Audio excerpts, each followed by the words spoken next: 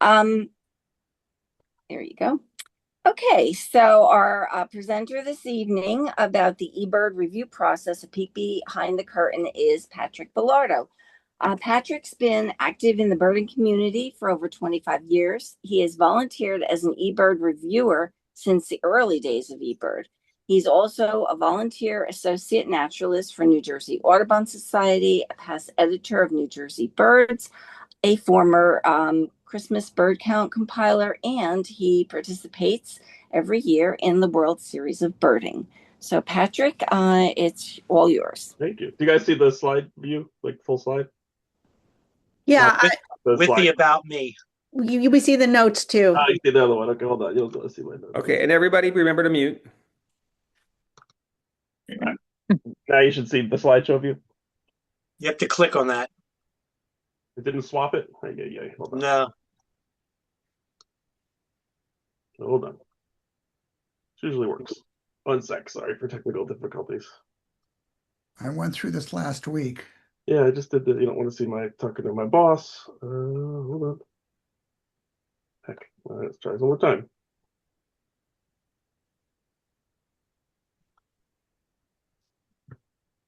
Give it a moment. What do you guys see now? My notes again? Black. There we We see nothing.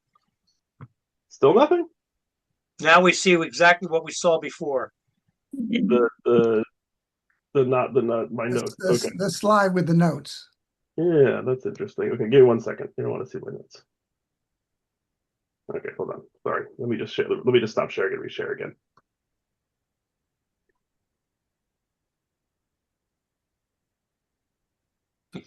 You have not successfully stopped sharing. There you go. Yeah, my computer is like doing some thinking at which stuff opens my work computer. You should buy a new one every 15 years. No, that's about my work. That's about how often my work gives me a new one. Let's see here. I'll just start sharing first. I'll start a slideshow first, and that might be a little better here. Okay, 1 moment. I apologize. I wouldn't think I'd do this 100 times a day at work. Oh God. If it does the same thing again, that's fine. I could just go with what I got.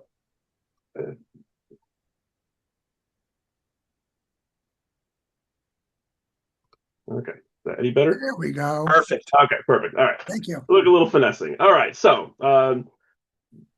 again, Patrick Belardo, I'm really happy to be here. First of all, thank you guys for having me. I'll talk a little bit more about myself in a moment, just to give some background on kind of how I ended up in the position I'm here. That I'm in terms of eBird reviewing. I want to start with the statement that yes, eBird reviewers are real people. We are not a bot behind the scenes. We are not AI yet. That could be happening in the future. But my goal here is to dispel any myths, help you guys understand what's happening behind the scenes when you submit sightings, when you're asked for to fill in comments or submit a photo, offer some tips, and then hopefully answer any questions you have. So I'd say please hold your questions till the end. I think I'll cover a lot of them. I'm not going to go into how to use eBird. This is not about how to submit a checklist and how to all the proper etiquette. I'll talk about some of that, like in terms of some of the questions that came up before, in terms of like historical records and sensitive species and things you may not want people to show up in somebody's backyard to see a whippoorwill. All right.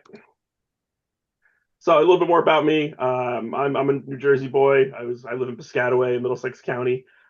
This is not my job. I work at Johnson & Johnson, been there a long time. I have 2 teenage boys who have zero interest in birds. I started birding at a pretty young age. My dad, some of you probably know Emil DeVito, he was a family friend. So he took my dad birding back in like the early 80s. And that's when I started and then gave it up and then kind of came back to it as an adult. I've been involved with New Jersey Audubon as an associate naturalist. Big shout out to Pete Basinski, who was kind of my birding mentor.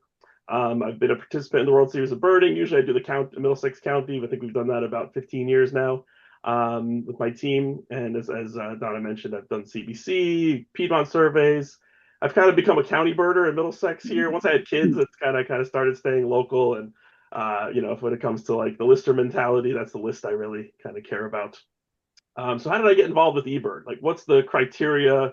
I'll talk about a little bit in terms of being an eBird reviewer. Like, there's not really a test or a certain specific criteria. I was kind of an early adopter. So when this is like back in 2005, 2006, when not a lot of people were using eBird, I started using it, and really kind of just fell into helping out with reviewing the Great Backyard Bird Count. They were asking for people to help review that. And back then, the Great Backyard Bird Count was its own kind of separate copy of the eBird database. It was just Great Backyard Bird Count records. And I did that for a while, and then ended up helping out with some of the really being one of the few statewide eBird reviewers at the time. There were a handful of us that handled the entire state. And this is back when we used to have also New Jersey Audubon had the Records of New Jersey Birds periodical kind of like a newsletter sort of thing with all the reports of the birds every quarter that came out, and I was a writer for that as well. So back then we had a few people that handled all of New Jersey, but once eBird kind of exploded, 10 years ago, maybe a little more than that now, it became unmanageable, and that's where we broke more into county level reviewers, and I'll talk more about how that works in a moment. So the topics I'll go over we'll talk about the review process. How does it work? And one of the big things I want to stress is that like there's this kind of stigma on the word rare, right? Like not everything that gets flagged in eBird is quote unquote rare, and that's a really important takeaway I want you guys to have is like, why do things get flagged? There's all sorts of reasons that things get flagged. Sometimes it is really a rare bird. We'll talk about that. We'll talk about the filters. That's really what determines what's rare, and that's set up by a reviewer behind the scenes. I'll show you the screens. I'll show you what we see as a reviewer, how we make decisions, how sometimes it's not easy to make decisions of what the final dispensation of the record should be. And then talk a little bit about things like exotic and introduced species. That's a newer feature in eBird that came out a few years ago for dealing with things like that budgerigar you see in the backyard, or the pheasants and things that are kind of have strange histories. We'll also talk about checklist level issues. That's kind of its own thing where people, maybe you have a historical checklist or you put a checklist in for like 50 miles of birding and how to deal with those. Hotspots could be a whole nother topic itself, but I'll touch on that briefly. And then I'll finish up with, I think this is where a lot of your questions will get answered, but best practices in an FAQs section, all the questions that I typically get. And if there's questions I can't answer, at the end, I will do my best to get back to you guys with a firm answer on that. All right, a little bit about eBird reviewers. Another term you might hear is a regional editor. It's completely a volunteer role. We're not paid. They do give us a free membership to the Birds of the World website, which has a monthly or yearly subscription fee normally, which is a nice thing, so we can actually look up information if we need to. It doesn't necessarily it doesn't mean that the person who's a reviewer is the best birder in the area. I'm definitely not going to claim that, at all. But really, it's about somebody who's willing to do the role, willing to take the time, and has a really pretty good understanding of local bird populations and distribution within the area that they cover. I think that's an important thing. And you have to be willing to make some of the hard calls sometimes, and not always make friends sometimes when it comes down to really the goal of this is data quality. That fourth bullet from the bottom there is our goal is data quality. Our goal is not to police your life list. Our goal is not to mess with the top 100. We have no impact on the standings of birders in the top 100. If your record is invalidated, it still counts on your personal list and on your top 100. Cornell does provide some oversight. They provide some documentation. They provide a Slack community, which is like an online forum where we can ask questions and get information. Usually they give us access to new functionality prior to the public, so we'll test things out before everyone sees what those things, all the users see them.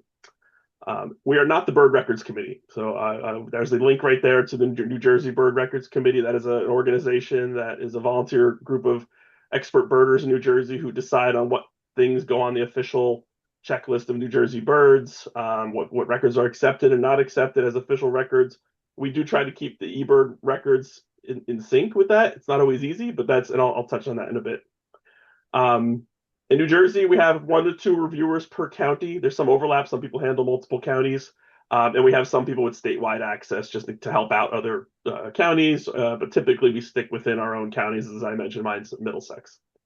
There is a role called a hotspot editor. Those are the people who, when you say suggest this as a hotspot, maybe it's a park that you go to a lot. It's not maybe not a common birding spot. You suggest it as a hotspot. That goes to a queue where the hotspot editor can decide whether it is a hotspot or they revert it back to a personal checklist, a personal location for you.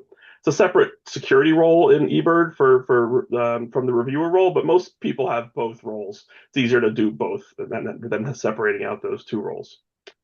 One of the most common questions I've seen is, how do I know who my reviewer is?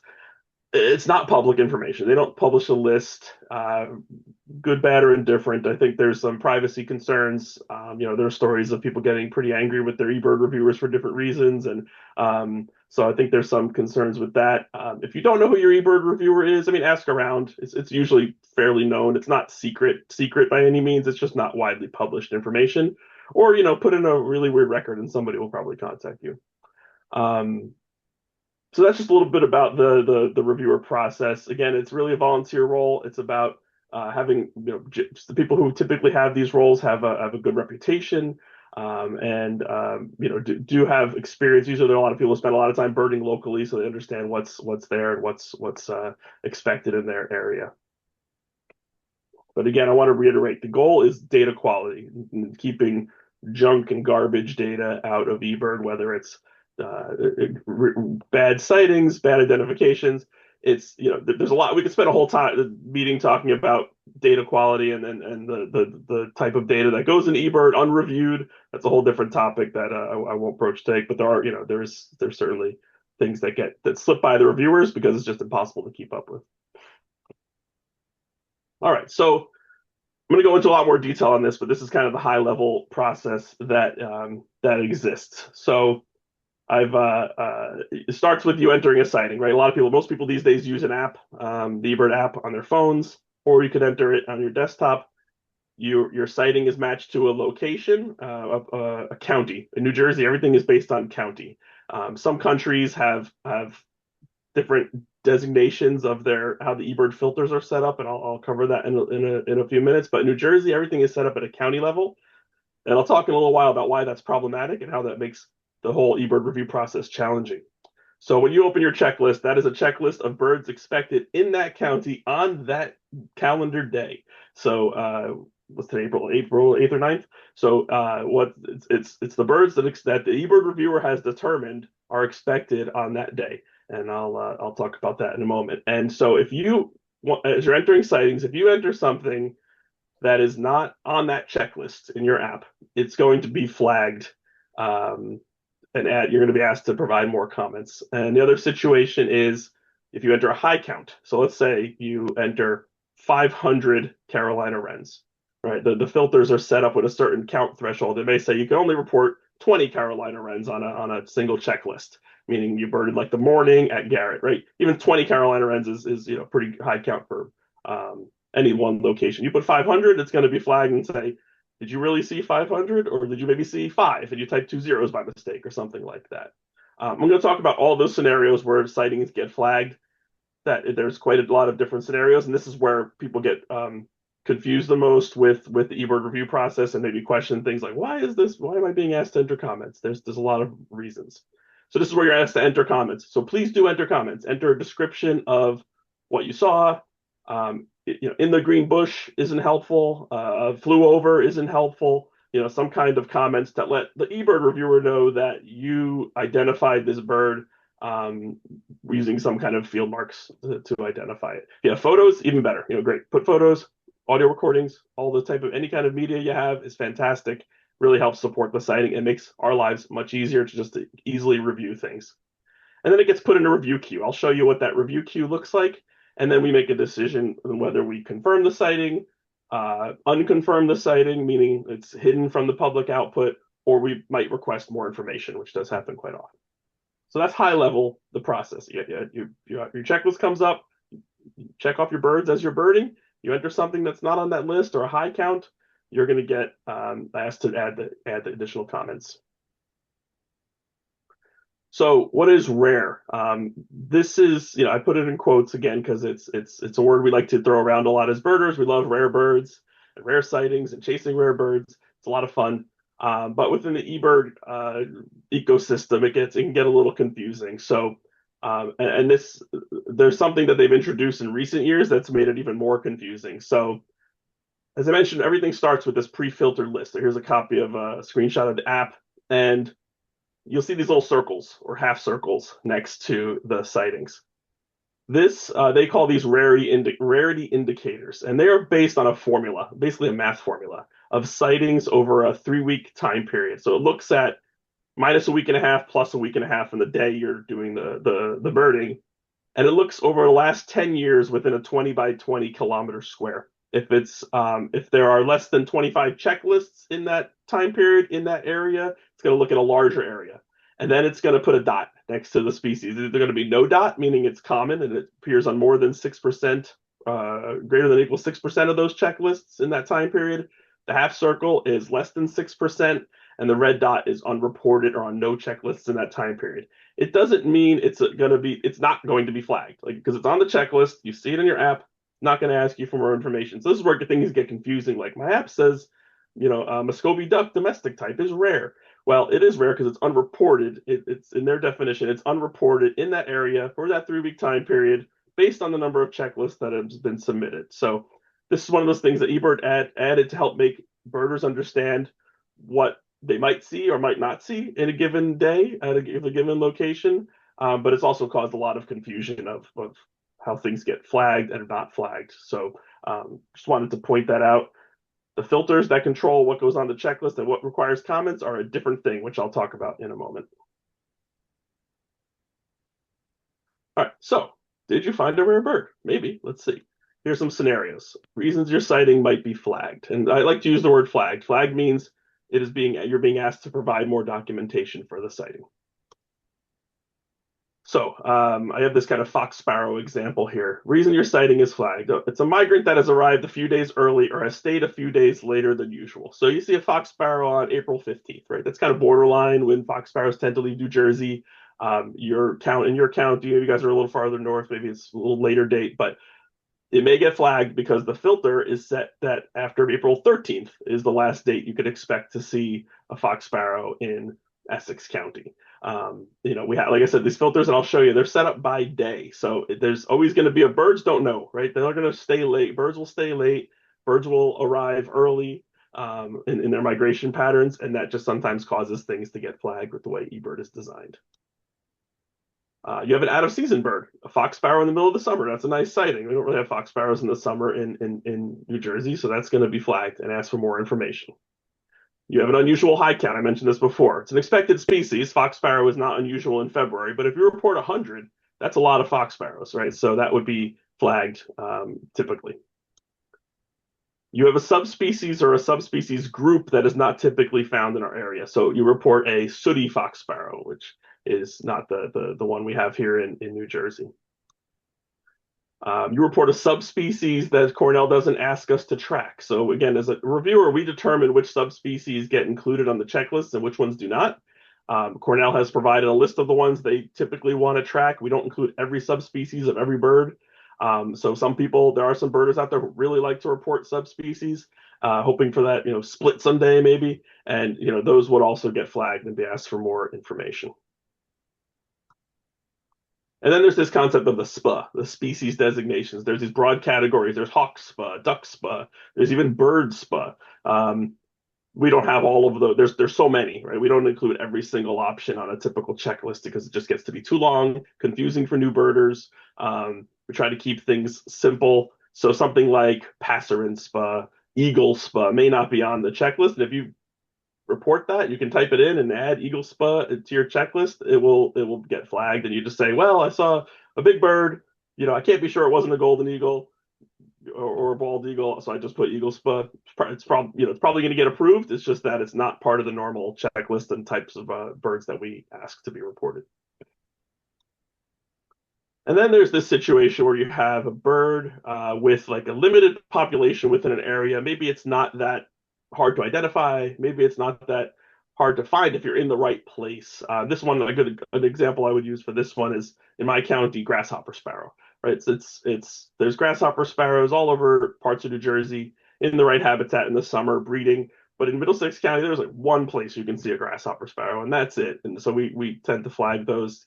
Part of the reason to see if there's new spots that appear where we didn't know that they were breeding before. It's always interesting to find new locations where these birds may exist. And then an exotic species or an introduced species, you can report these. eBird used to not allow reporting or not want reporting of exotic species. They changed their tune in recent years. They want everything reported, and there is a mechanism for us to keep track of that and deal with that. And I'll talk about that as well. So even if you see somebody's escaped macaw in your yard, they do want you to report that just for record keeping purposes. And then they get flagged, and I'll talk about how that works. And then finally, there is a true quote unquote rarity that you might have seen, or you've seen a vagrant or out of range species. You saw, I would say, a nice ivory gull, right? You saw something like that is truly a rarity for the region or a vagrant species. So these are all the typical scenarios. There's probably others which I haven't covered. These will require you to add additional documentation for your bird, even if you don't. The most common one is probably this top one, where it's a bird that has arrived a day early, stayed a day late or a few days late in the migration pattern, and really the eBird filters don't really account for that. So this is what it looks like behind the scenes in the eBird review tool. These are the filters. We have a filter set up for each county, and I'll show you what those look like in a moment. And so the individual county reviewers are responsible for their own filters. It's not, we obviously we're a small state, but still things occur in different timing in different populations. Things like chickadees and lots of seabirds, and also all the coastal species and things, like all these things occur in different populations. So that's why it's managed at such a pretty granular level at the county level. But county is not perfect. It has its downfalls, right? It's a geographic designation, not a environmental designation. So that's where things get complicated, and I'll cover some of those complications in a moment. So when you go into the filter screen, this is what it looks like. It lists all the birds. It literally has a calendar from January 1st to December 31st, and these bars show that how many of any species can be reported on any given day. So, for example, this shows that fox sparrow and fox sparrow red between January 1st and April 6th, the line ends at the 6th, you can report 20 fox sparrows. So you go into your checklist on eBird, fox sparrow will be there. If you report 20, no problem. You report 21, it will get flagged for additional information.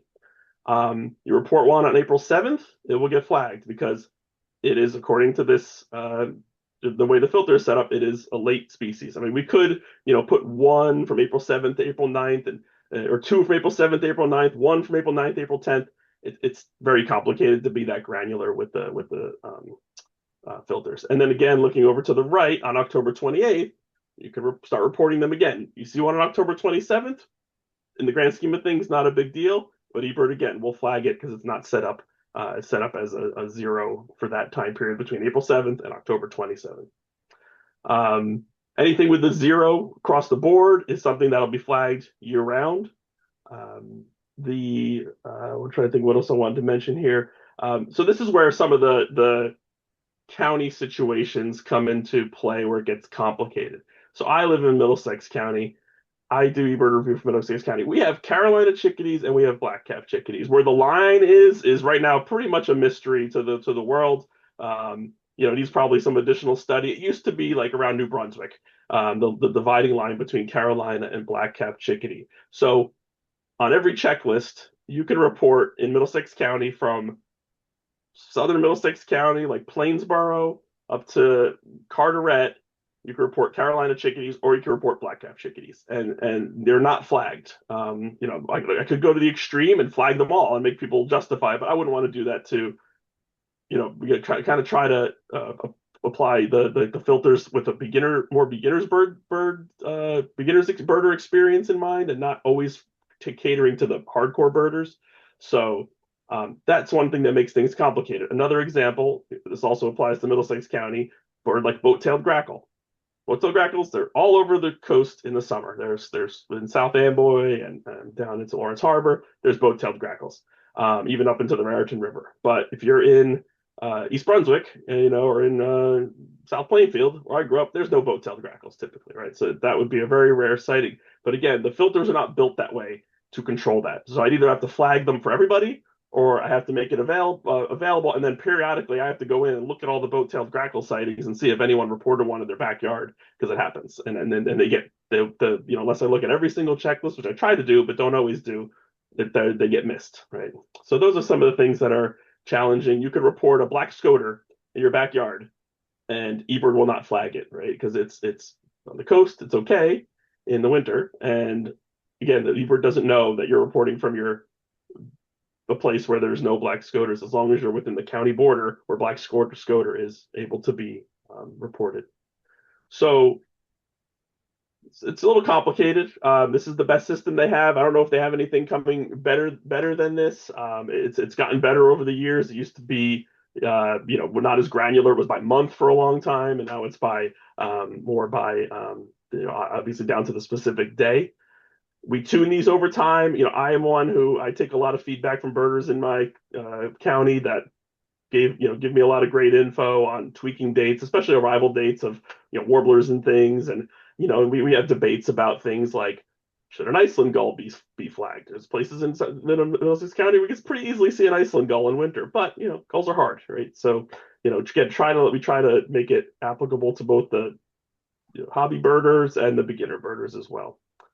And we may temporarily adjust filters. I always adjust the filters around the Great Backyard Bird Count, because you get a lot of unusual reports of things like white-crowned sparrows reported as white-throated sparrows, which are people report as white-crowned sparrows. People find a lot of field sparrows at their feeders in the winter during the Great Backyard Bird Count. Nuthatches and siskins and purple finches and things, like, they get confusing. So we do temporarily adjust them sometimes. So that's a bit about the filters. A little confusing. There's a great video I have a link to at the end, which goes into a lot of this detail, which you guys could watch if you have questions. And then we get the actual sightings get put in a queue. So when your sighting is flagged, you enter your comments. It gets put into this queue, and this is what the queue looks like. And here I can look at a specific sighting. I can click on it, and it'll give me the details. So this shows this is like the checklist number, the species. This little note column here tells me whether somebody put comments in or not. So you can see this orange crown warbler down here in the middle. You can see my mouse. The person did not put any comments in that sighting. You don't have to put a comment. It doesn't force you to, which kind of bothers me, but you don't have to.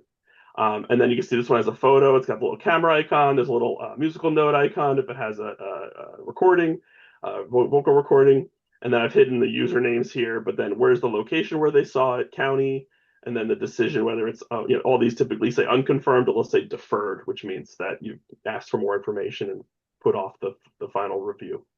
And then what we typically use, like this one, I could theoretically check off a bunch of these and mark them as unconfirmed or mark them as confirmed and move on. We typically use what's called the quick review screen. This is something eBird or Cornell added a few years ago. Basically lets us just go sighting by sighting very quickly and take action on them. So this example here is, you can see it's a blue-gray gnatcatcher. It's got the documentation. This is what the person wrote. Only heard its call. Merlin picked it up several times, and it sounded the same as previously recorded calls. This is where there could be audio or photo. It will show up right here. And then from here, I review the details, and I have a decision to make. Do I unconfirm it? Do I defer it, which means like ask for more information, or do I accept it? And so we'll talk about specifically what I would do in this case, but we'll cover that in a moment.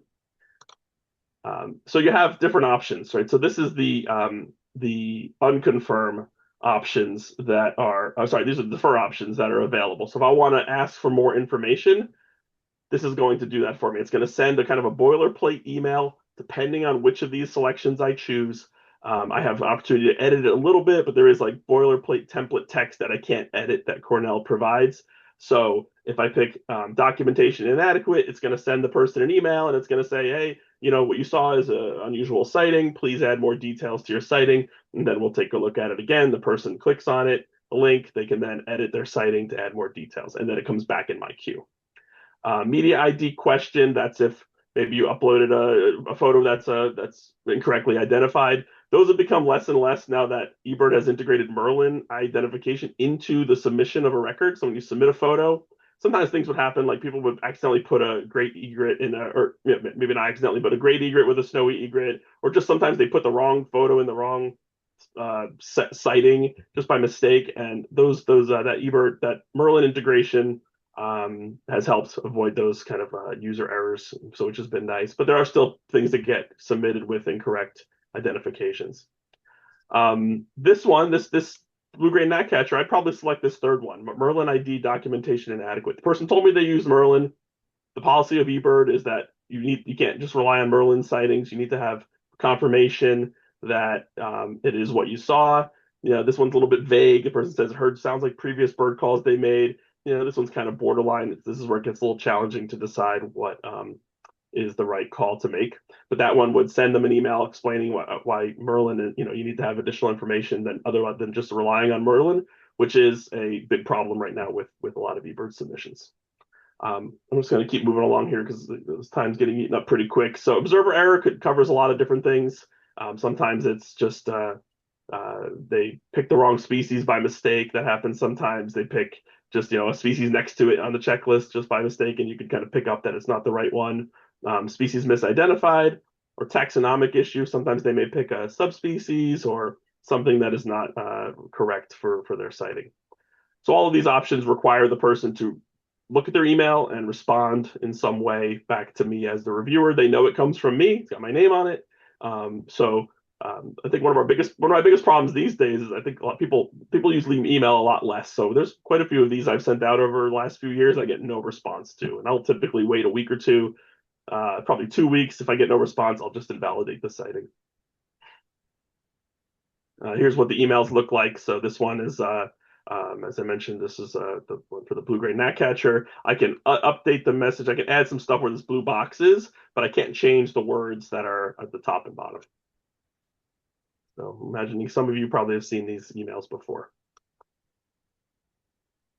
This is unconfirm option. So when I'm going to quote unquote reject the citing, I don't like that word, but you're invalidating the citing stays on that person's checklists, stays on the top 100, it's in their personal records. It is just not there for the scientific analysis that eBird offers with their data. So it'll be hidden from that scientific output rather than that, and hidden from public output, so people can't look it up on a map or look up the photo in the photo library. It'll be hidden from all of that that information. And the rejection, the reasons are the same essentially as what I just went through. And I have an opportunity to put I thought I had a screen here. There's an opportunity to put notes. I can also add notes that are not visible to the user, but they're in the database of to see why the reviewer may have rejected the citing. And typically might put, oh, the person never responded to my email, or this was confirmed it was an incorrect identification, or whatever that might be. And then the other option that I have is to accept. I can accept the citing, and the options here are similar. What I want to mention here is, let me go back 1 second. Sorry, I want to mention there's BRC rejected. This is one of the unconfirmed options. So when we talked about the Bird Records Committee, they are the keepers of the records. There's no real great integration between eBird and the Bird Records Committee. There's not a way I can say that a citing is pending BRC review other than just to leave it unreviewed. So what I'll typically do is when the Bird Records Committee publishes their quarterly updates that they do, I'll just double check the records and make sure what I have in eBird is in sync with what they've accepted as sightings and what they've rejected as sightings. I'll typically, if the identification is not in any question, I will typically accept those sightings in eBird and then just double check that the records committee did accept it. But there's a good example that recently happened. I think I saw Fred Pfeiffer on here. He and I were standing next to each other looking for this glaucous-winged gull in Sayreville back in February. That one, only 5 people saw it. It's a really challenging ID. That one's sort of just sitting in the queue until the records committee makes a decision on it. So the option is they could reject it, or when I accept the citing, there is a bird records committee accepted flag as well, then that gets stored in the backend database. Users don't see these flags, but it is there for data analysis purposes. So when I accept the records, I also pick a reason. Now, usually the most common ones I'll pick are field notes. They provided good field notes, no doubt about what the identification is. They provided a photo, video, audio, easy. Observer experienced is kind of you might look at that and say, well, that seems very subjective, and it is, right? I know the community of birders around me, and I kind of joke, if David Sibley came to my town and reported something unusual, let's say he reported a Baltimore Oriole at his feeder in January, right? Not super rare, but flagged. I probably wouldn't question it, but if he didn't put notes in there, I might still ask him to put notes. I really try not to accept anything that doesn't have some kind of notes. All the good birders all the birders at least in my community are really good about putting in notes to accompany their sightings. But observer experience does get used quite a bit. Record not exceptional. This is used a lot for that fox sparrow example. It showed up a day early, left a day late, or it could be a high count that's maybe a little bit over the threshold. Threshold's 100. They report 105. It's not exceptional. And then species known to be low at location. This is that one that's used a lot for rarities that are continuing rarities at a location. So we know it's there. People are reporting it. People are giving notes. I'm going to cover the famous quote unquote continuing comments a little bit later. All right, let me keep moving here. So how do I know if my sighting is confirmed? A very common question. There's really two ways to check. Unfortunately, eBird does not make this easy and really blatantly public. If you go into the map view of a species and you type in the species and you find the location where you reported it, whether a hotspot, and it's there, it's confirmed. If it's not there, it's not confirmed. So like this was a thick-billed murre back in January. You see a couple sightings here. If you were a third person, these are two different people. To a third person, your name's not here, it's not confirmed. The other way that is now available is in the media library, the Macaulay Library. You can look at your photos and it'll say whether it's confirmed or unconfirmed. It's not a reason to get upset or get worried. Sometimes, reviewers just don't get the stuff right away. I try to get the stuff within a few days, usually the same day if I can. But other reviewers may not be as diligent as that. So I wouldn't worry too much about it. If it sits out there for 6 months, you can maybe get in contact with a reviewer if you know who they are and ask them what's the story. All right, sensitive species. So there are certain things that are flagged as sensitive species in eBird, especially outside the US. This is much more prevalent outside the US.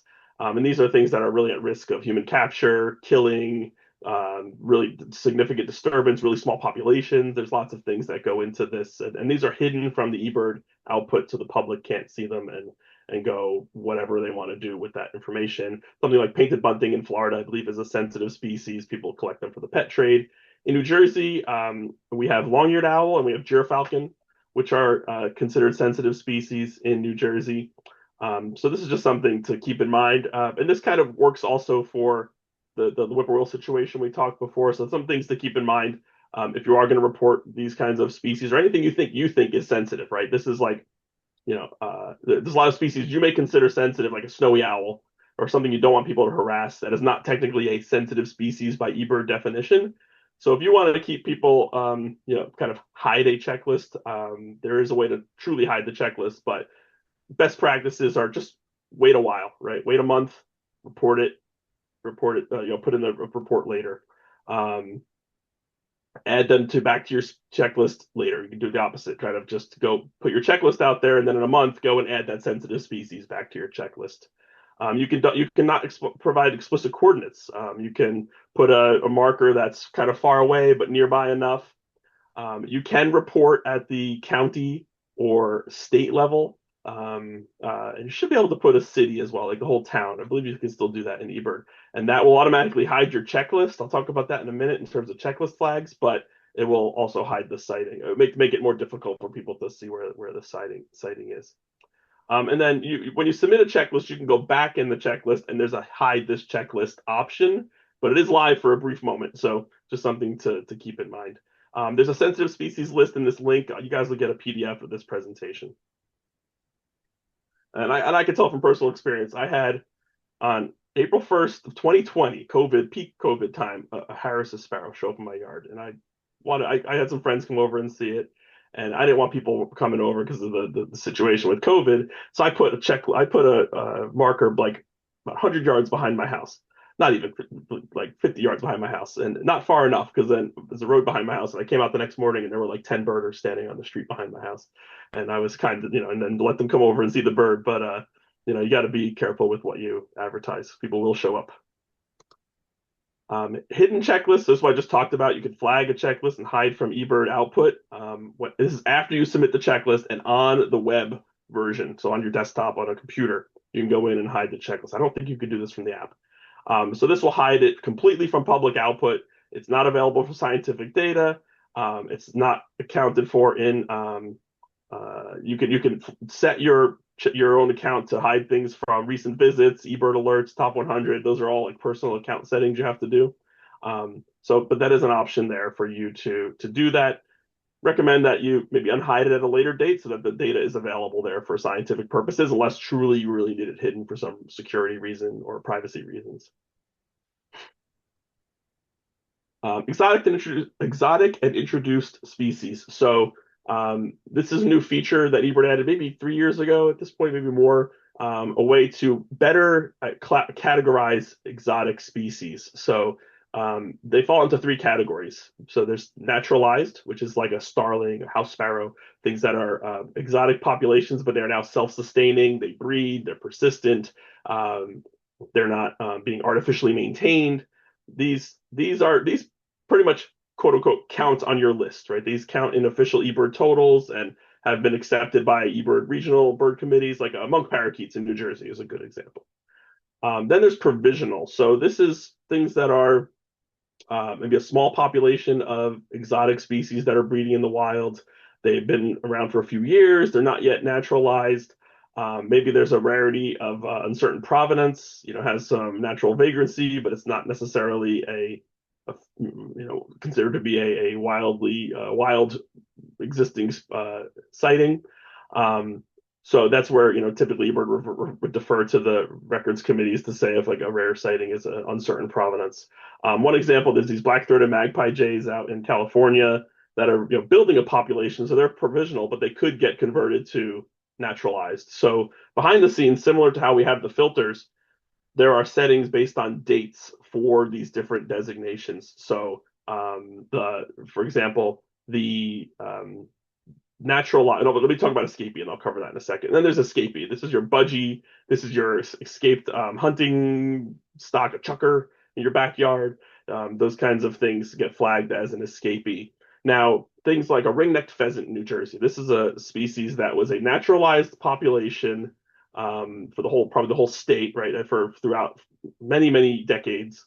Now, I'm not sure if any of the counties in New Jersey have it as naturalized anymore. They'd all typically be flagged as escapees now, because now I don't think there's really any wild populations. I don't know about the Meadowlands population, what that's up to these days, but this is one that there is settings behind the scenes that say, okay, if you reported this bird between 1900 and let's also Middlesex County as an example, in 2002, it'll be naturalized. It'll be on your list, quote unquote. And then if as a countable life bird, if you reported it from 2003 to current day, it's going to be marked as an escapee. And when you look at your life list, it's going to be in that section at the bottom that says exotic species that you've seen. So just something to keep in mind. That's how they're now controlling the way these records get flagged. But it's important to track this information so we can keep track of those populations that go from being especially provisional. Something can go from an escapee to provisional to naturalized in theory over X amount of years. All right, just finishing up before I get to the FAQs here, just a couple samples of checklists that are, some good and not as good examples. This is a really perfect example of great photos. It's got field notes. It doesn't really exactly tell me like field marks, but the photos are very high quality, easy to see what this person saw. They talked about how they counted the birds, so they didn't double count. Short-eared owl, this one I would accept no further interaction needed with the observer. This one is a chipping sparrow from January here in Middlesex County. It's an out-of-season bird, not that exceptional. We always get a few around every winter here in Central Jersey. Great field notes, goes through the typical field marks. In this case, I knew the observer.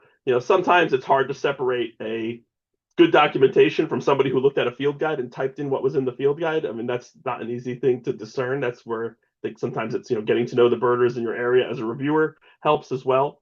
But this is a great example of good field notes. This one's a little on the fence, right? So it's orange crown warbler. It's not that that rare of a bird in the winter in New Jersey. I think most counties still keep them flagged because they're interesting and they're can be easily confused with other species. Drab warbler foraging in our holly. I think the word drab is not to me as a reviewer is not that detailed enough, right? I'd like to hear more about the field marks of this bird, and I would then contact the person and ask them to provide more information.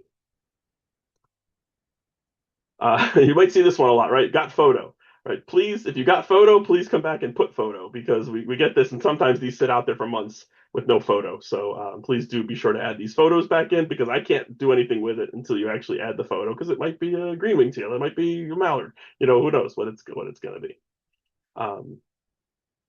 Another one that's not a great example, visited feeder at nature center. So, it doesn't tell me anything about what this person saw. They could have seen any sparrow, right? So it's not a description of the bird, it's a description of scenery.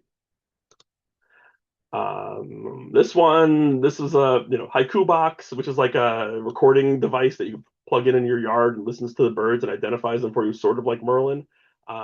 This is definitely something I would follow up with this person because those types of devices can misidentify birds quite often. And plus they didn't actually hear the bird themselves, so it kind of breaks eBird policy. All right, finishing up some things here before we get into the FAQs. Am I okay on time, Evan and Donna? I'll take that as yes. Okay, probably 15 minutes. All right. Checklist issues. So there's a lot of reasons your whole checklist could be flagged in eBird, and people, there's really a lot of reasons this can happen. The one I mentioned before, things that there's 3 situations where your checklist will be automatically hidden by eBird the minute you submit it. If you do the option where you can select an entire county, state, or country, any checklist entered using, actually it says entire city or country on their website. I got to fix that on the slide there. If you do that, it will automatically be flagged, but it is a good way to put in a checklist for a vague location. If you have a traveling checklist over 50 miles, so if you've just been driving around, birding all over North Jersey and doing one giant checklist, it's going to get flagged. They want you to keep checklists to a small distance and a small number of hours. They don't really eBird doesn't want long checklists and long durations and long distances. And then there's also a thing called high seas region. If you're out in the middle of the Atlantic, it extends to 100 miles. If you use a date of 1/1/1900, this is an interesting thing that not a lot of people know about. You can, if you're entering your life list, let's say you have a life list from the 60s written down on paper, and you don't have any of the details, but you want it in eBird, you can enter one checklist with a date of 1/1/1900 and just put, this is my life list, and it'll automatically be flagged. But then all your records will be in there in some way. They're not great. It's not great data, so it's not useful data to anybody other than yourself, but it does get your records into eBird. There's other ways to import your data into eBird if you have spreadsheets and things, but that's one way a lot of people do it. A reviewer may hide your checklist if there's a location issue. If there is you're somebody entering your life list on a random date, like today, you go in and enter your whole life list, that's going to get the attention of a reviewer. If there are clearly two groups of birders birding in different areas that are combining their checklists, sometimes there's 2 checklists that accidentally get submitted by the same person for the same date and same location. That happens. Long distances, it says here, keep your distance as short as possible, less than 3 miles. Imprecise date or time. Sometimes people enter accidentally like AM or PM instead of AM. So the checklist might say they birded at 9 p.m. to 11 p.m. and it gets labeled a nocturnal checklist, but it's obviously a daytime checklist. We try to follow up on these situations versus just invalidating their whole checklist. So one of the things that eBird doesn't make easy is just to contact somebody about checklist issues. They haven't added a feature yet. I actually have to go in, find any of the sightings, flag the sighting, and then contact the person that way and say, take a look at your location. Incorrect protocol. If you say you were stationary and you're really traveling, if you say you're traveling and you're stationary, these are harder to pick up, but these could get flagged. And yeah, there's like other issues. Maybe have checklists with multiple issues, or there could be concerns about the reliability of an entire checklist. There are other scenarios which may come into play. So just something to keep in mind as you're building your checklists. Hotspots. So hotspots are a park, a wildlife refuge, a national park, any kind of location that people are regularly birding. Could be some farm field somewhere, whatever that might be. Typically, these are publicly accessible places, not private. And the great thing about hotspots and why you should always try to use the hotspots and not use personal locations if they're hotspots available is it aggregates all the data, not just for scientific purposes, but also for other birders. You can go look at a hotspot. You can see the checklist of birds seen there recently. You can see where you fall. If you like to look at that kind of thing in the top 100 of birders at that hotspot. They're really great tools. So try to always use them. Your app should bring it up with a little red fire icon, orange fire icon, and pick the checklist. Sometimes it's a little confusing. What's the hotspot rather? What's the hotspot and what's not? And you can suggest hotspots, and the hotspot editors can look at that. There's a link here to the FAQs. You guys can take a look at that.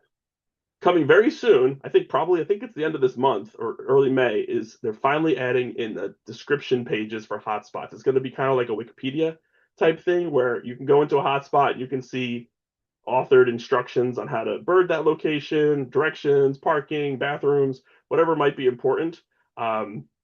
I haven't actually they released this feature to us a couple days ago. I haven't actually had a chance to play with it yet, but there is a whole process set up for like reviewing the content. It's very similar to Wikipedia, and how they kind of distribute the editing and updating of these features. So if you love Bill Boyle's bird finding in New Jersey, this is hopefully going to become like an online version of something like that. Not to say you shouldn't still buy Bill's book, because it's still great. All right, almost done here. Best practices. I mentioned this already. Describe the bird, right? Overhead, seen while grilling some burgers in the green tree. Describe your confidence with the identification, right? I've seen these out west. I've seen this. I've been birding forever. Those kinds of things help, right? And not just reiterating what the field guide says. Heard by Merlin, identified by Merlin. Merlin is great. There's a lot of people that poo-poo Merlin, old school birders, but it does work pretty well. There's things that it makes mistakes like anything, but it's here to stay. But you shouldn't be submitting sightings that are just identified by Merlin. That's eBird policy. This is kind of, I'll admit, this one's a little bit of a pet peeve of reviewers. Some people will type in all caps, not rare, or this should be marked rare. Usually there's a reason that things are flagged or not flagged. A lot of times these comments come up when they're those early arrivals, late departures. Get to know your reviewer, find out, and give constructive feedback. Sometimes maybe you're right, and maybe there's some kind of issue with the filter that could be tweaked. And I'm always happy to hear from birders who have suggestions on how to make things better. Use the hotspot, talked about that already. Count of X. So you don't have to put a number in a checklist. You can put an X. You see 1,000 herring gulls, you can put an X. But the eBird Cornell wants you to enter something, even if it's an approximate count and it's not that great. It's better than X. They actually use a criteria called the no X checklist for a lot of their scientific observations. They filter out the checklists that have any X's on them and consider everything else, consider those kind of bad checklists. I'm guilty of using X myself occasionally. Better off to put an estimated count than no count at all. And then sometimes people just enter 11111. Don't do that. That's very confusing. Count of 0. Somebody had asked about this the last time I did this presentation. eBird does not, like, they had got owling and they didn't see an owl that was there the previous night, so they wanted to put 0 to indicate that it was not there. It's interesting information. It could be useful to somebody, but Cornell does not want you to do this. They only want you to do this if it's a used nest, like if there's an obviously used nest that was just abandoned or just left. You can use this as a way to indicate that and put a breeding code with that, which is called there's a used nest breeding code. But not putting a bird on your checklist implies a count of 0. Photos to be uploaded later. We talked about that. Notes to be added. Just please do it. All right, finishing up here. FAQs. Will I get an email when my sighting is approved? Maybe. It's at the discretion of the reviewer. It's an option to send that. I'll admit I don't typically send them unless it's, I'm trying to introduce myself to somebody who I don't know, or maybe there's something interesting that I needed to talk to them about with that sighting.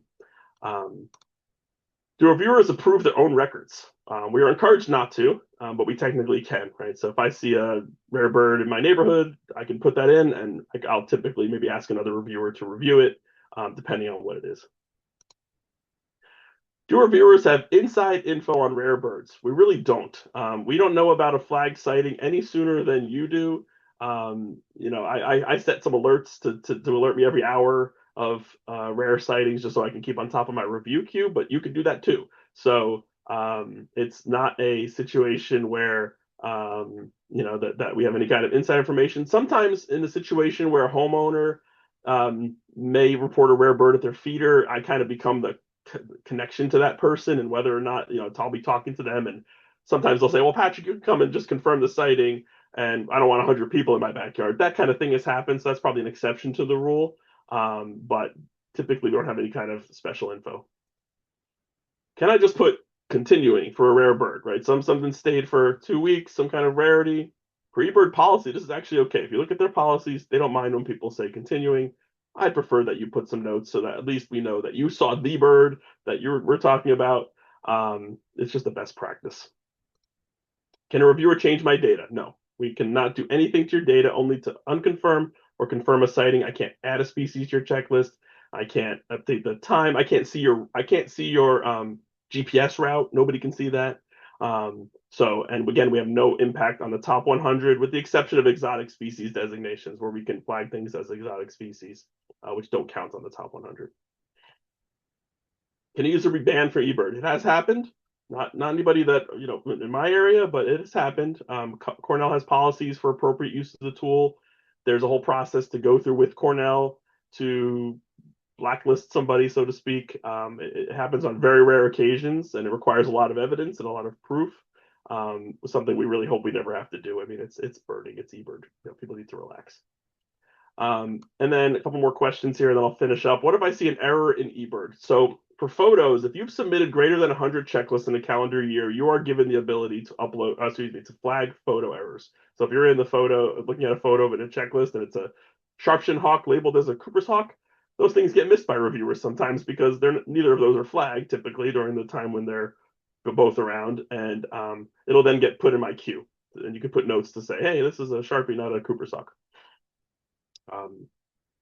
Can an eBird reviewer see the name of an anonymous observer? You can submit things as anonymous in your settings. You can always be anonymous to the public output, but I do see your name as a reviewer. Can a reviewer only review flagged species? No, I could. Does that mean like do I only see stuff that is where you've added comments? No, I can go to any checklist and I can flag I can mark something for review. I can ask you more details about it. This is like where I deal with the Carolina chickadee, black-capped chickadee situation. I go and look at the map. I find all the black-capped chickadees sightings that are in like Plainsboro and south of 130, and I go, or not on 130, but southern portion of the county, and I look at those, and I then respond to those people individually to ask about those sightings. I see people entering exact count in comments. When do I do that? There's no requirement to do that, but it's a good way to tell me that your unusually high count is not a typo or a mistake. So it's just a good thing to say. Sometimes people say exact count. Can I recommend a news hotspot? Yes. If it's of broad interest, if it's like your backyard, no. If it's the Wawa parking lot, no. But if it's a park or something, maybe it's like slightly underbirded and wants to get more attention, you can recommend that. Oops, sorry. So that's my FAQs. There's my final slide here is just some links that you might find interesting. There's the records committee that has the official checklist of accepted of New Jersey birds. It's got all the list of all the accepted records and who saw them and when. This video, I honestly took a lot of this info from kind of the pace and the organization of the presentation from this guy, Doug Hitchcock, who lives up in Maine. There's an awesome website called BirdStat. If you're a data junkie like me, you can load your eBird data, you can download your eBird data, you can load it into this tool called BirdStat, and it gives you all these really cool reports. If you want to know like which days of the year you've submitted the most checklists, this is going to tell you that. If you want to know all your ABA code 1 through 5 bird records, it's going to tell you that. And which birds you reported the most, it's going to tell you that. It's got all these really cool reports, highly recommended. Support the guy who built that. He's awesome. And then Kent Fiala, he has all sorts of plugins and tools for the eBird web version that you may be interested in. Check those out. Feel free to contact me if you have questions. Again, I'm not the reviewer for the place. I'm not the reviewer for Garrett and places you guys maybe bird the most, but I'm happy to answer any questions and help out as needed. So please feel free to contact me.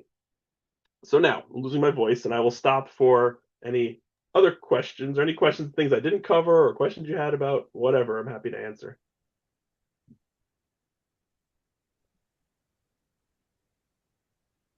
Anyone have questions for Patrick? I have a question about the ratings that are placed on the images that you upload. Yeah. Great. And I don't object to them, other than an eBird reviewer will say, you have a picture, and I say yes, but it's awful. And they say, well, would you put it up? And I do. And then somebody decides it's a really awful picture. And it's like, yeah, I know that, but why isn't there a category that says just for ID? Good question. I don't know why they don't have something like that. That would be nice if they had. Yeah, this is just for don't rate my photo kind of thing. Maybe some way to do that. But then that question's like, okay, if, could people like hide all their photos for some reason from that rating? Yeah, I think the rating system in recent months, I've noticed a lot of chatter on Facebook about the rating system. Apparently, there are people out there who are like spamming people's photos with bad reviews. I do think that eBird does, if you look behind the scenes, they do give some good definitions of those 1 through 5 ratings of what a 5 really is and what a 4 really is. I see a lot of people that, photos that are rated incorrectly. And, I don't know if that's spite for people or something, some kind of personal vendetta, or just that people have a higher opinion of their photos than a 5 is like a National Geographic photo. And then like anything below that is a 4 typically in their definition. But yeah, I don't really have an answer to like, what do I do when I upload a bad photo? You could always remove the photo later if you don't want it on there. I mean, that's always an option. Get the reviewer to see it, tell them you're going to remove it, and then remove it. That is always an option as well. I mean, there's no where that scoring comes into play is there's an illustrated checklist for each county, and the highest rated photos for those species get put on that illustrated checklist. So that's where it became a little bit of a competition. Before that, no one cared, I don't think. But I know that's one way they're used. There may be other ways, but that is definitely one thing that I think has gotten people giving a lot of attention to those photo ratings. But if you do review the photos, please follow the criteria that are outlined by Cornell, because I think it's pretty clear. It gives, there's always vagueness between numbers, but it gives good guidelines.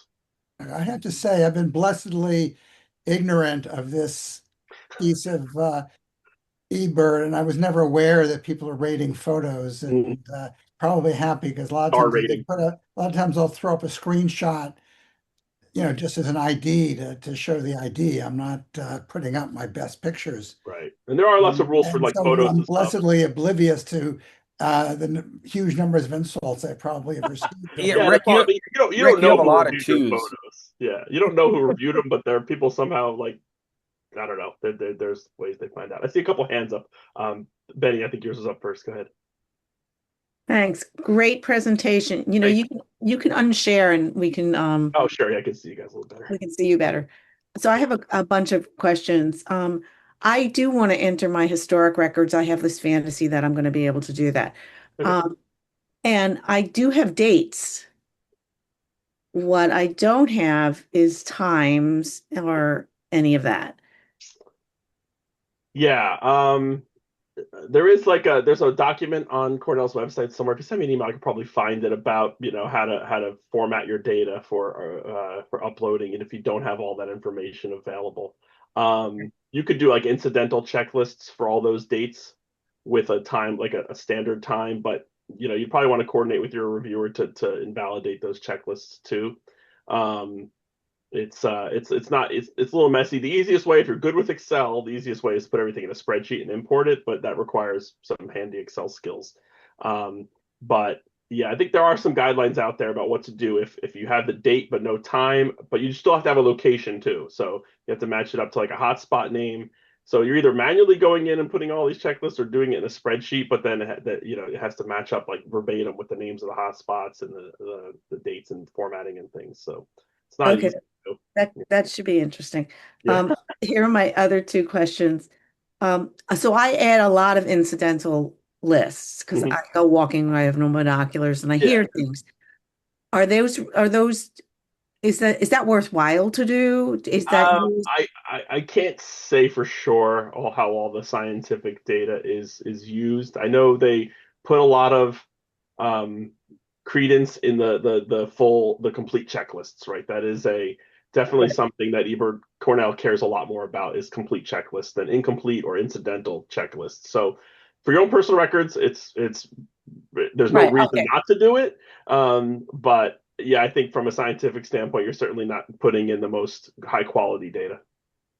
Thank you. And my third question is, I get the rare bird alerts, Mhm. and sometimes I see that someone's report has been confirmed, and sometimes I see that it's not confirmed.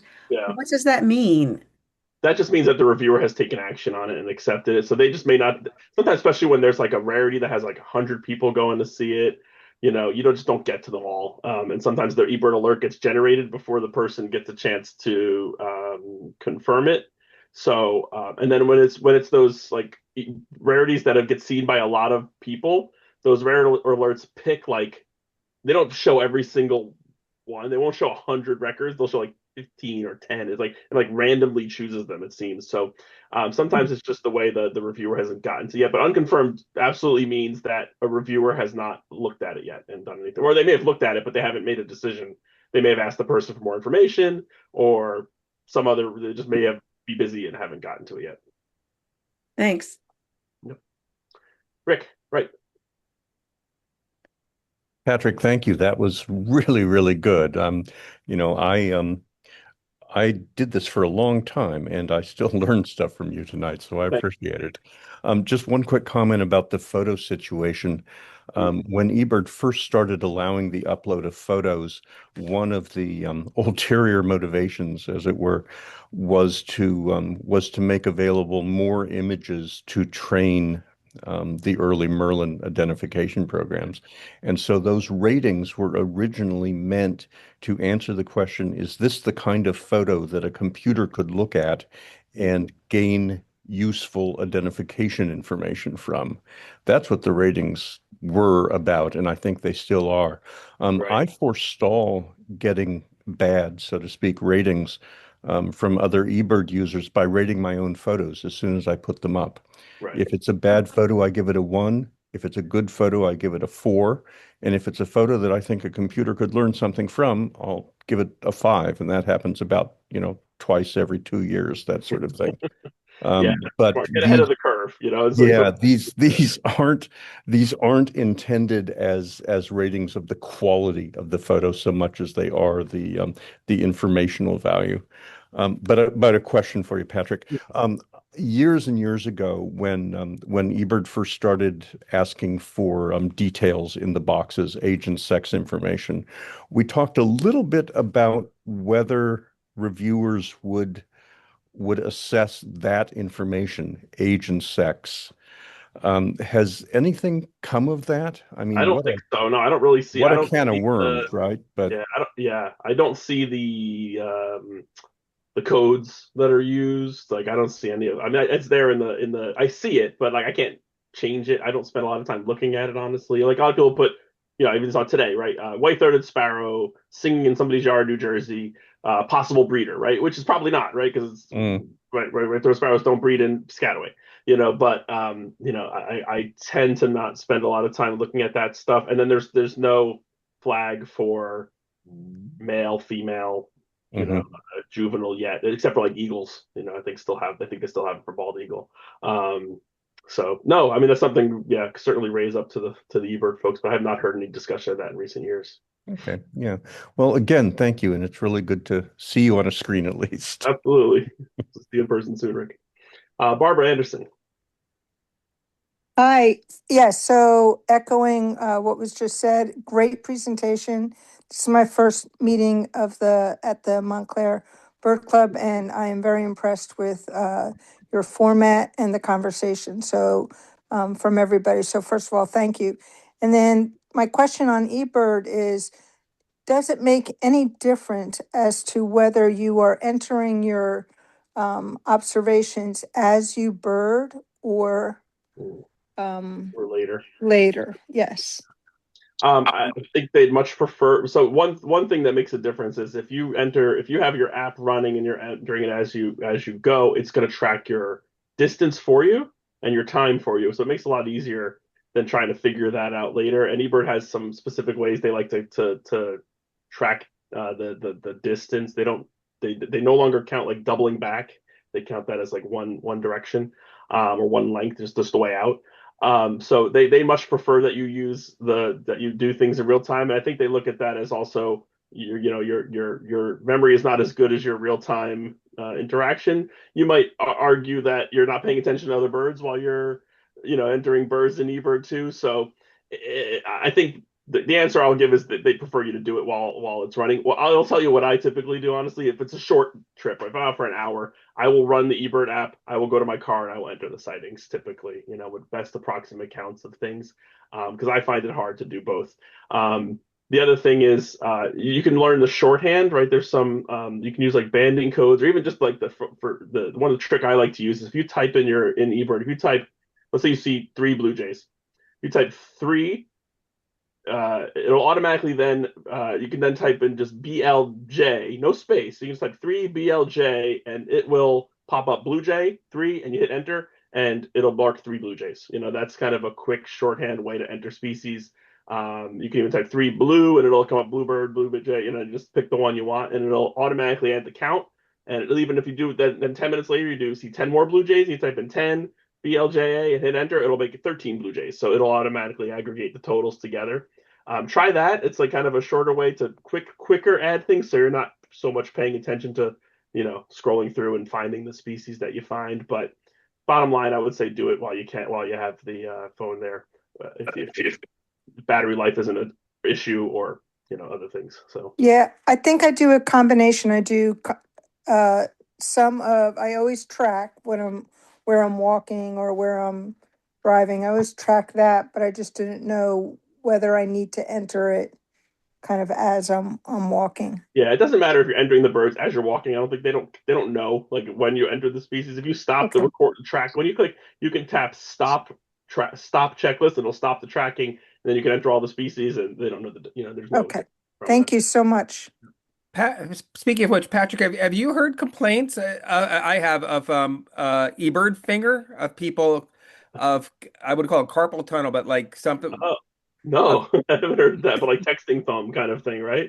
Yeah, of just you're birding every day and you're constantly eBirding. At a certain point, you're using that same motion with the same fingers. Eventually, it's going to take its toll, right? I mean, I would believe that. I don't think I get to go birding enough. I wish I did get birding enough to get eBird finger, but I have not heard of that. But any kind of repetitive motion, right, is always a bad thing. I'm surprised they haven't figured out a good way to do some kind of audio, voice logging. I know that's I'm not sure that's next. while you're birding, but it's kind of distracting to everybody around. But I'm surprised they haven't come up with that. My quick question for you, and I'm sure this is somewhere in the FAQs of eBird. Dead birds, is there a way to count them? No, I mean you shouldn't. That is their policy: is don't put a dead bird in a checklist. It's just don't put a dead bird. Don't put a bird in a zoo. Like I talked about introduced and exotics and escapes. Zoos don't count captive birds. So captive birds, dead birds, they don't want those in the sighting. Sometimes people will enter them because just for interest and get people's attention to it, maybe, but we have to invalidate those. And my other question is, crowspa. What's your suggestion? This is something we were always talking about. Like half the time, you just don't know if it's a fish crow or if it's an American crow. Yeah. Do you prefer that we just do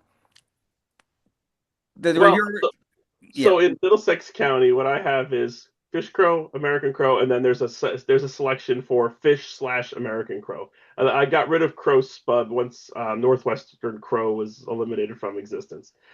So there's only the two choices, right? So we don't have Tamaulipas crows in New Jersey. So I have those three choices. If those aren't a choice in your area, maybe talk to the reviewer to get it, because I put those in all the time. I put in fish/American crow for silent crows, because as much as people might say they're good at identifying crows, it's not an easy identification by any means visually. So does that answer your question, Evan? Yeah, definitely.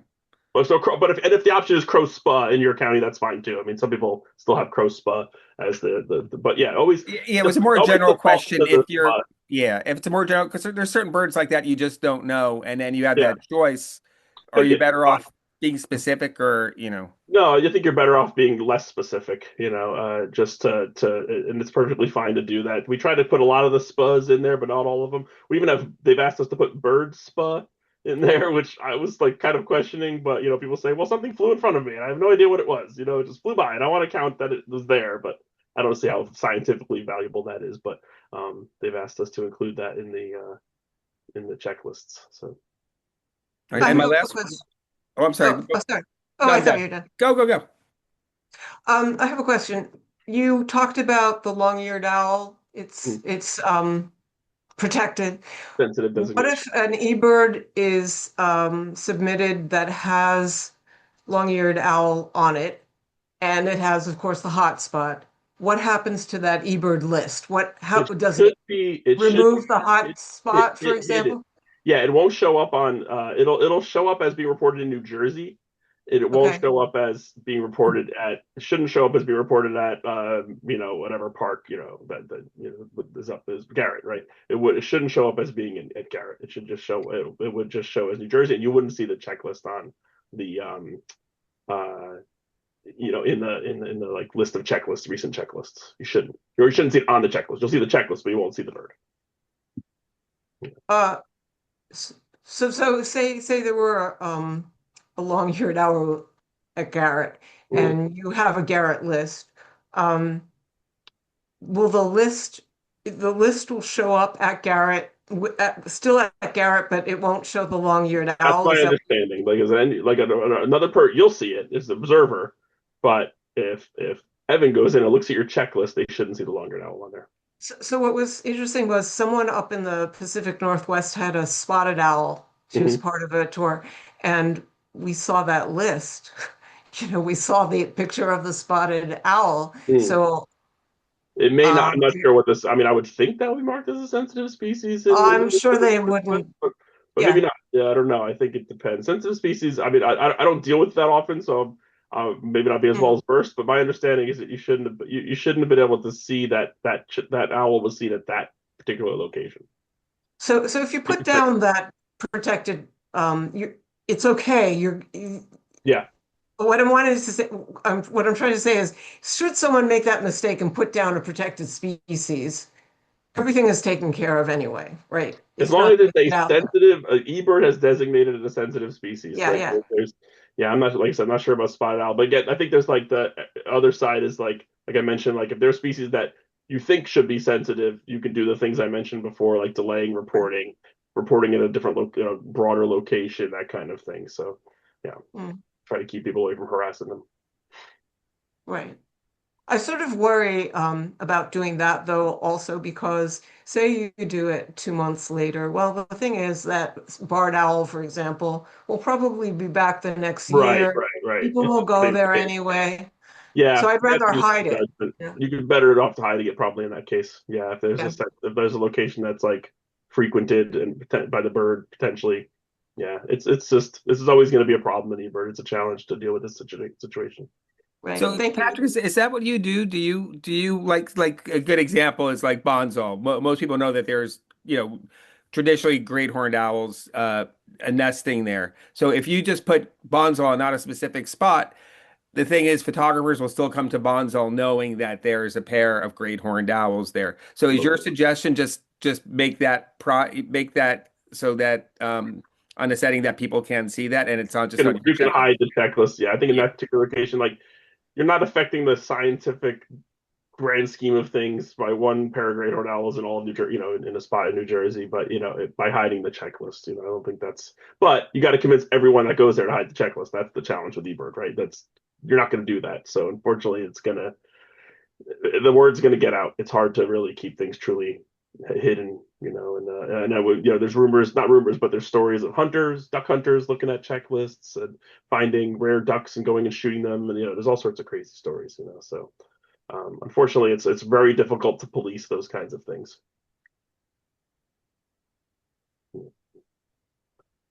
Other questions?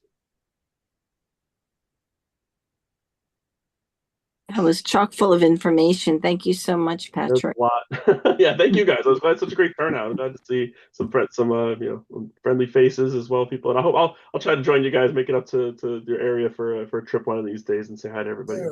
That'd be Well, great. thanks, Patrick. That was great, Patrick. Thank Thank you. you guys for having Thank me. you. Yeah, Thank you.